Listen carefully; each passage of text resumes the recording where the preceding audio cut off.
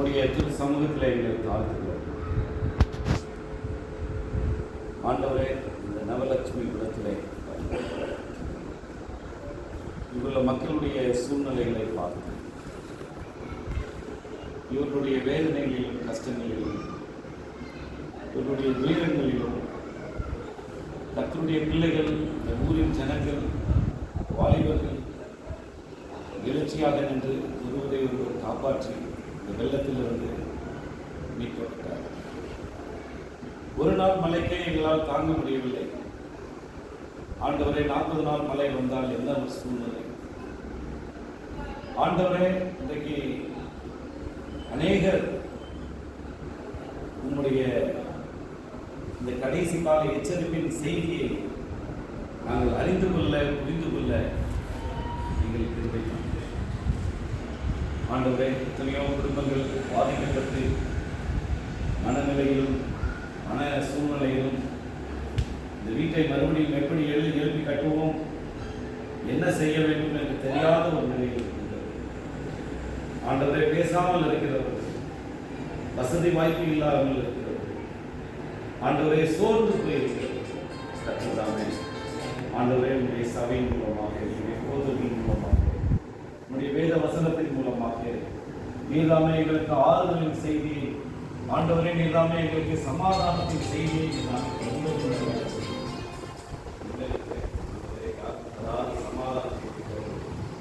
ஆண்டவரே, இந்த உலகத்திலே ஆண்டவரை இயேசுவை அறிந்து கொள்ளவும், எங்களை ஆயத்தப்படுத்திக் கொள்ளவும், ஆண்டவரை உம்மோடு நாங்கள் நித்திய ஜீவனை பெற்றுக்கொள்ளக்கூடிய அந்த ஒரு பெரிய விசேஷ கிருபையை நாங்கள் ஒவ்வொருவருக்கும் பெற்றுக்கொள்வதற்கு எச்சரிப்பின் செய்தியை சாட்சியாய் நாங்கள் அறிவிக்க கர்த்தாவே எங்களை அழைக்கிறோம்.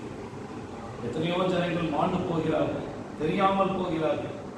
ஆண்டவரை, இந்த கடைசி கால எச்சரிப்பின் செய்தியை இந்த அற்புத திருச்சபை போதகர், விசுவாச குடும்பங்கள், ஆண்டவரை சபை மீட்பர்கள் எல்லோரும் ஒன்றாக கைகோர்த்து, ஆண்டவரே எல்லாமே இந்த ஊருக்கு ஒரு வெளிச்சமாக, தீபமாக, இந்த ஊருக்கு எல்லாருக்கும் ஆண்டவரே இந்த கடைசி கால சுவிசேஷத்தை நாங்கள் சொல்வதற்கு கர்த்தர் தெரிவித்தாங்க.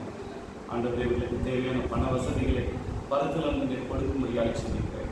ஆண்டவரே, சபை தலைவர்கள் மூலமாக, சபை விசுவாச குடும்பங்கள் மூலமாக, ஆண்டவரே இந்த ஊருக்கு யாரெல்லாம் ஆண்டவரே பல வகையான கஷ்டத்துக்குள் இருக்கிறார்களோ, ஆண்டவரே அவர்கள் மறுபடியும் எடுத்து கட்டுவதற்கு, நல்ல ஒரு வேலை செய்வதற்கு, ஆண்டவரே ஒரு ஊக்கத்தை கொடுப்பதற்கு கர்த்தர் தாமே அநேக ஊழியக்காரர்களை இந்த பகுதிகளில் கொண்டு வந்து, ஆண்டவரே ஒவ்வொரு வீடுக்கும் போய் ஆண்டவரை சத்தியத்தை சொல்லவும், ஆண்டவரே ஒவ்வொருவருக்கும் சமாதானத்தின் சுவிசேஷத்தை சொல்லவும் கர்த்தர் கிருபை தரும்படியாக செபிக்கிறோம்.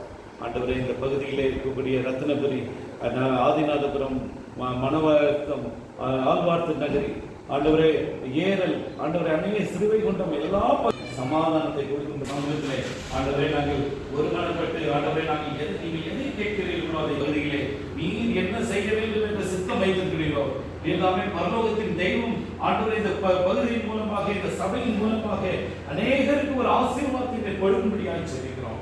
ஆண்டவரே, வீடு இழந்தவர்களுக்கு நாங்கள் என்ன செய்ய வேண்டும் என்று தெரியவில்லை. ஆண்டவரே, பொருள் இழந்தவர்களுக்கு என்ன சொல்ல வேண்டும் என்று தெரியவில்லை. ஆண்டவரே, எல்லாமே பரலோகத்தின் பலகணிகளை இடை கொள்ளாமல் போகும் மற்றும் அந்த ஆசீர்வாதத்தை ஆண்டவரே அவர்களுக்கு நாங்கள் கொடுப்பதற்கோ, ஆண்டவரே உம்முடைய கிருபையை நாங்கள் சொல்வதற்கு, ஆண்டவரே மறுபடியும் அவர்கள் எடுத்து வேலை செய்து கர்த்தருடைய சமூகத்திலே தாங்கி சமந்து வாழ்வதற்கு கர்த்ததாமே அந்த ஒரு நித்திய சுவிசேஷத்தை அவர்களுக்கு சொல்வதற்கு கர்த்தாவே தெரிவிக்கிறாங்க. கடைசி காலத்தில் எங்களுக்கு ஒரு எச்சரிப்பின் சுவிசேஷத்தை தந்திருக்கிறேன், எச்சரிப்பின் செய்தியை தந்திருக்கிறேன்.